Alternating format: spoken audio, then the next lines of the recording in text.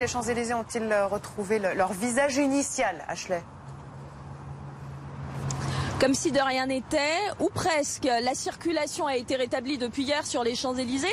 Il y a également les magasins, les restaurants qui ont pu rouvrir, mais il reste encore des stigmates des événements de samedi. Vous voyez peut-être ces agents privés qui sont en train de nettoyer ce kiosque à journaux. Il y a 150 agents municipaux encore mobilisés ce matin sur les Champs-Élysées pour enlever les grilles, le matériel de chantier, les pavés qui ont été dégradés, la chaussée. Est-ce qu'on a une idée de quand l'avenue va reprendre un aspect complètement normal et surtout du coût de ces dégradations? Écoutez, l'urgence a été dans la nuit de samedi à dimanche et toute la journée d'hier de rétablir la liberté de circulation pour les automobiles et pour les touristes, pour les passants, parce que notamment l'objectif c'est que les magasins puissent réouvrir. Beaucoup l'ont fait hier, la plupart, la quasi-totalité le feront aujourd'hui.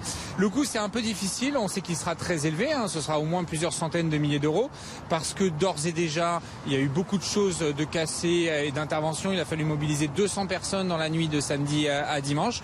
Donc on va faire ce matin une réunion pour chiffrer tout ça précisément.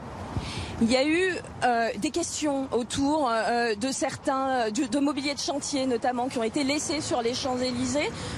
Pourquoi ne pas avoir anticipé ? Alors, parce que nous n'avions pas anticipé. Les manifestants n'avaient rien à faire ici. Il y avait un arrêté de la préfecture de police qui disait l'endroit où on devait être. Non, mais oui, mais il y a eu énormément de... Non, pas énormément.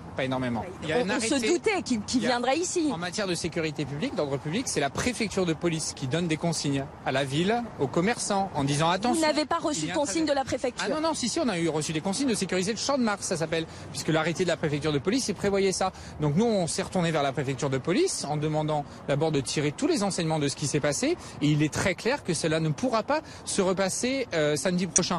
Mais il faut savoir aussi qu'on ne va pas démonter Paris à chaque fois qu'il y a un risque de mobilisation des Gilets jaunes qui n'acceptent pas le principe de déclarer préalablement leur rassemblement. Il faut qu'ils le déclarent et il faut qu'ils comprennent qu'ils prennent une grande responsabilité à faire ça sans s'organiser, parce que le risque c'est qu'ils se mettent en danger, qu'ils mettent en danger les passants et les biens.